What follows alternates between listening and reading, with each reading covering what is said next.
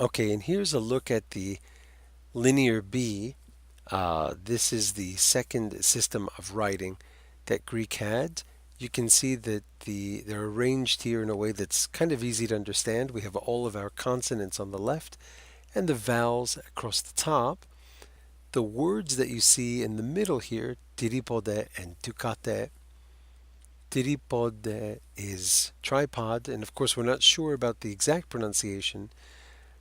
And tukate is daughter, from the which we know in Greek with from the word thigatera or dichatera. So if you wanted to make your own words, or if you wanted to try and reproduce Greek words using this system of writing, and these aren't all the symbols, there were many, many more. If you wanted to make the word timbano, which is a drum, well, your first syllable is a T. So you would go down here to your T row. The first one is ta, the second one is te, and the third one is ti. Okay, and there it is. That's how you would start the word timbano. Or Timotheos, Timothy, would also start with this. Okay, and there it is. You can see it matches up nicely. And as we talked about in the class, this was basically the state of Greek at one point.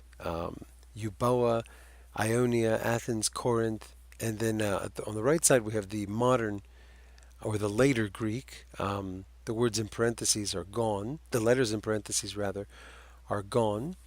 And Greeks felt there was a need to streamline it so that everybody could communicate more easily.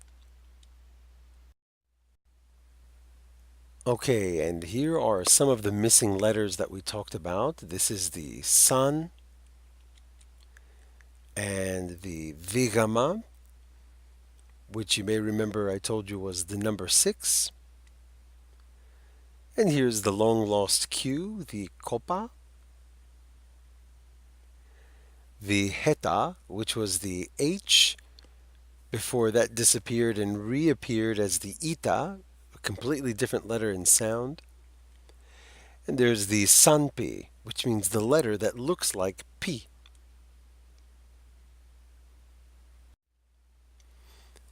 And this is the alphabet that we have today, the 24 letters um, that we've had more or less for about 2,500 years. Okay. Now, one of the ways to become a good speller, in Greek and in English actually, is to know how the letters line up to their descendants or their ancestors. Some of these are really easy to match up because they look and sound just like their English analogs.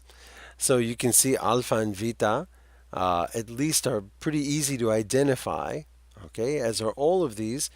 The zeta is, of course, found in the form of the Z all the way at the end. It used to be in exactly the same place it is in Greek.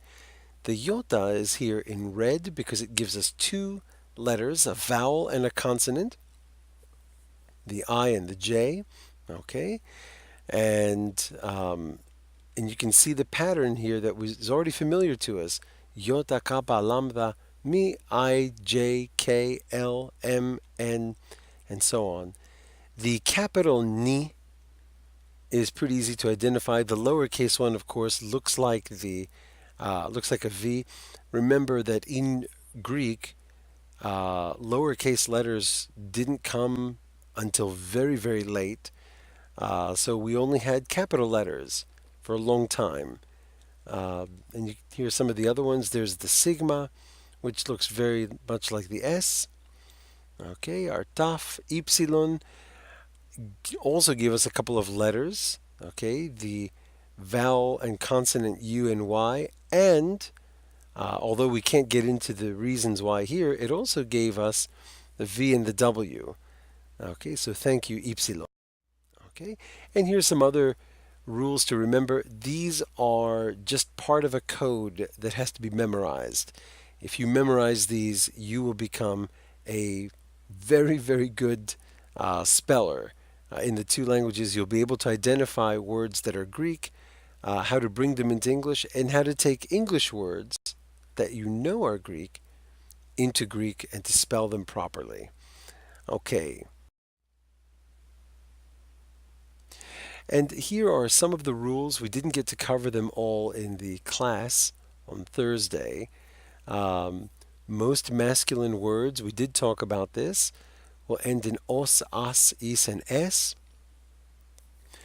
These are also name endings, masculine name endings.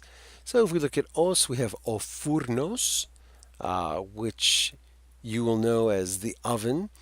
You may know it from the word furnace, okay, a place where something is heated or burned.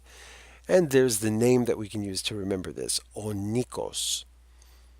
Then we have as, or dzidzikas, or if you'd prefer, odzidziras, the cicada. And the name that we're going to use to remember this is O Andreas. Next we have is or athletis, which should sound familiar to you as the athlete, the male athlete. And the name that we'll use to remember this is O Dimitris, although again there are many others we could use. And then the much less common S, like O cafés, coffee, of course, O canapés, the sofa. There are no names in modern Greek that are used for S, but there were a couple of rare, or not rare, but a couple of older ones which have fallen into disuse. S endings in general are rarely used, and please note I'm leaving out the other masculine endings because they're just uh, too rare for our purposes. We'll use the same strategy for the feminine words. Okay, we'll find a name that we can use. We'll have iniki, which is the victory, and it's also the name Nike or Nike, and izoi, which is also a word and a name. Okay, life and Zoe. We use the alpha ending for feminine words, I ecclesia and I sophia, also a word and a name. The omega endings are primarily used for women's names that don't end in ita and alpha. Uh, at the moment, I can't think of any words that end, any feminine words that end in omega. There probably is one out there somewhere. But here we have ivaso y argiro. And we talked in class about feminine words that end in os. They copy the masculine os, but they just have the e in front. Ioldos, the road, ileoforos, the avenue. And there are maybe 3 to 5% of feminine words will use the os ending. What we didn't talk about were the neuter words. This is the junk pile. But the ones that we're going to focus on, that we should focus on rather, will end in iota, to παιδί, the child, to charti, the paper, not o chartis, which is a masculine word, okay, and that would have an ita. Um, so 99.999%, and even that number is probably too small, of Greek words that neuter words that end in I will have a iota. Then we have omicron, to viβλio, to tetragono, the square. Um, they will not end in omega because the words that end in omega are usually verbs. Kano, fello, echo, grafo, akuo, trogo, and so on. We have the a words, to problema, to chroma, and the much less common ypsilon ending, to vradi, the evening, the night, to asti, the city, which we'll see in words like astinomia, and proastia, the suburbs. Again, there are other endings, there are exceptions. Let's focus on these. Let's try to memorize these. All right. Well, now let's see if we can put some of these things to good use. Now, of course, I don't expect that you have everything memorized at this point, but let's see if we can run through a couple of words. To do that, it might be helpful to look at the trajectory of some of these words as they were fired out of the Greek world and they made it all the way over here to the west. Here we have musiki, okay, music. You'll see it's a feminine word. It ends in ita, okay, it can't be anything else. The Romans eventually got hold of it and it became musica, not really different from the original. The Omicron has been removed. There are occasions where it's kept in there. The K is there, and remember, ita can become one of three things. It can become an E, an A, or a double E. So we have musica, then the French get it, and we have musique, and we still have our K sound with a variant of the ita at the end. And then we have something called the Anglo-French form. Okay, and again, it's sticking to the pattern. Then the later English form, and I'm talking about British English, where we have the K at the end, the vowel at the end is gone, and then eventually we get this. A lot of words follow this path. So if we can kind of familiarize ourselves with the path, the stops along the way, we can plot the history of a word and eventually go back to the Greek and spell it correctly. Now, there are many redundancies in any pronunciation of Greek, whether you believe that the modern one is correct or not. The most dastardly of all is the long E sound. There are six. Okay, we have the ita, iota, ipsilon. Okay, these are individual letters that create the E sound, and there's no difference between these or any of the next three. Epsilon iota, omicron iota, and epsilon iota, the one that everybody forgets. If we look at the ita, as I said a moment ago, this is what it'll usually become. A, E, in some cases a double E, it depends on the word. There's just no direct English analog for this letter. Now if we look at the iota, as we said before, this one becomes the I and the J. Okay, so any word, as we mentioned, that has an E sound at the end, if it's neuter, will most likely have a iota ending. If it had anything else, it's been changed to a iota.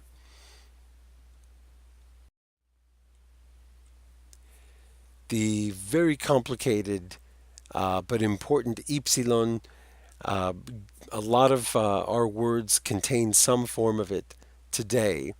And it's pretty easy to identify.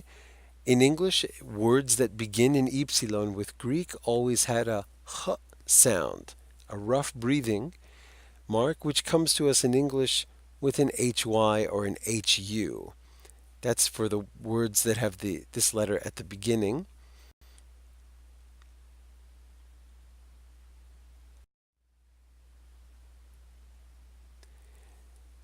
The epsilon iota is tricky only because the epsilon doesn't survive into doesn't survive the transition into English. In some cases, it did, but I think for now in the 21st century, I don't think any English speaker will spell Irene with an E, E-I, or icon with an E, or irony with an E. The epsilon is gone and we've been left with the I. So there's a trap there that we have to be careful with.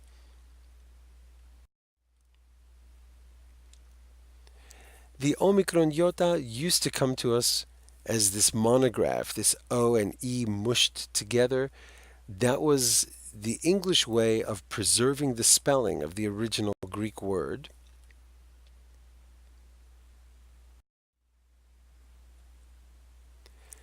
And there isn't much reason to get into this one now. This will be when we get to the master's course. Okay, so we're going to leave this one out for now.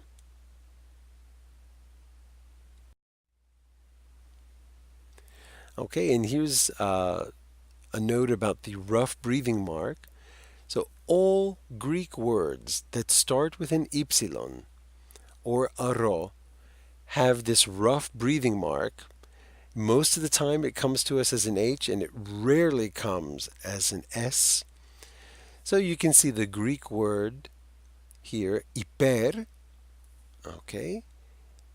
And you'll see in red that we have an epsilon with a rough breathing mark, and it comes to us as an HY, could be an HU, could be an SY, could be an SU. So the words hyper and super really have exactly the same parent. Here's a word that begins with ro. All words also that begin with ro get the rough breathing. So rhino, which we know means nose, comes to us as rhino. So now this explains why rhythm and hemorrhoid and hematology and rheumatism, all of these words have that silent H, okay, because it was there in the Greek.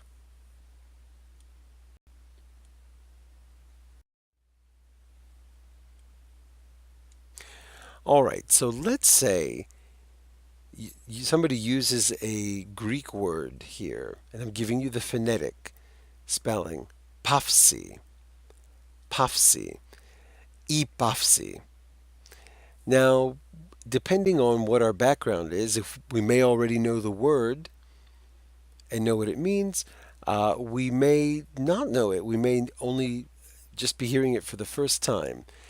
But if somebody were to give you the feminine word pafsi in a conversation, you could ask what that meant, and they would say that it means pause. The bigger problem now is how are you going to spell it? Well, it's not as hard as it looks, especially if we keep the rules from earlier in mind. The letter P in Greek can only be represented one way, with the letter P. Now, we might run into a problem here because we hear pafsi, so we might be tempted to use an alpha phi, paf. However, if we have the English word to guide us, we'll see that there's an AU, which will be represented with an alpha epsilon, the closest relatives that it has. Okay, so even though there are two ways of making the af sound, English tells us which one we would use if we were to try and spell it. The next letter should be fairly easy to guess.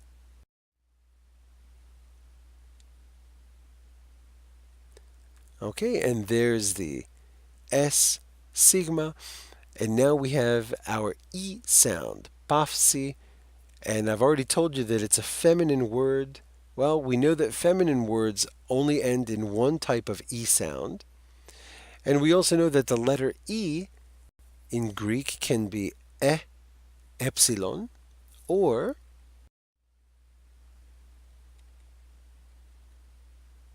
ita. Okay, ipafsi. I know it seems kind of complicated, but just through repetition, this will come very easily and you'll be able to apply it quickly. Let's try another one.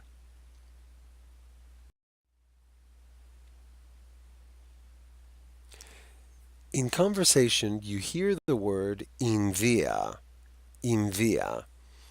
You may already know what that is. If you don't, you can ask what it means. Τι σημαίνει envia? Envia. You may know or you may have guessed that it's India. Now you want to write the word. You want to know how it's spelled so that you can use it in written communication. Well, what are we going to do?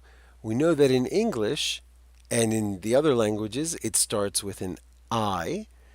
And there's our iota right there. So not too difficult to guess that one. There's only one way to express the n and the. It's invia. And we're going to use the two letters that can do this for us. Okay. Our next letter is another problem spot. We have an E sound, but again, we'll just use English as our guide. Or most of the other European languages would uh, be equally useful in determining the spelling.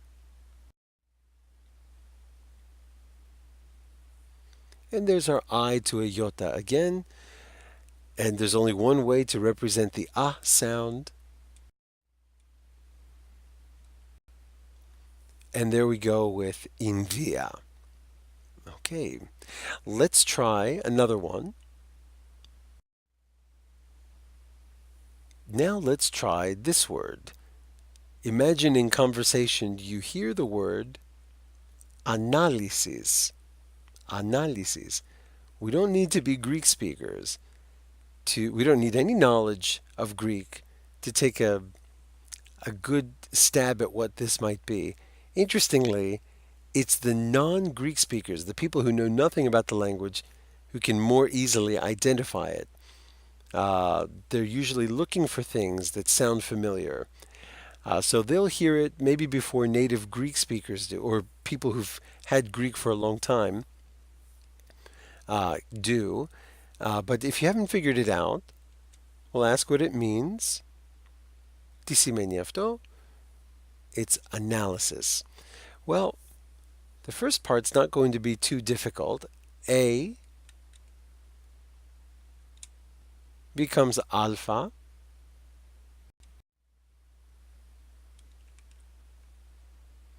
N becomes ni.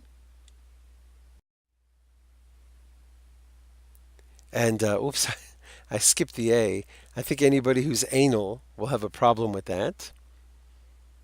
I couldn't resist. First four letters of this word are anal. Okay, our L becomes lambda, so we have our anal. Now we're going to have a problem because we have two E sounds in the last four letters. Well, we have a Y in the word analysis.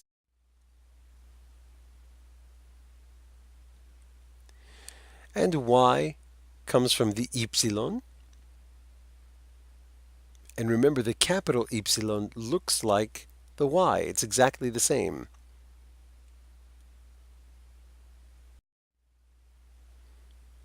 We already know what to do with sigma. Okay, the S will become sigma. Now we have another E sound at the end. And there's an I.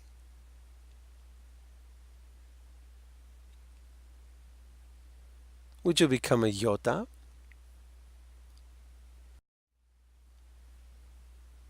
And our closing sound is the sigma again, analysis. Now, some of you might be thinking, wait a minute, I speak Greek and I've never heard the word analysis. I've heard analysi. That's correct. All of the is, iota sigma words, almost all of them, have been changed. Nobody says Acropolis in modern Greek, unless they're speaking very formal or some kind of older version of the language, which doesn't have to be too old. But uh, in the modern daily Greek that we hear, no one's going to say Acropolis. They'll say Acropoli. Well, if we want to spell Acropoli, it's going to be a little bit different. Just like if we want to spell analysi. Analysi, I can tell you, is a feminine word. It's a feminine word, It ends in an E. Okay, and in British English, we do have the word analyze, spelled with an S. Americans spell it with a Z.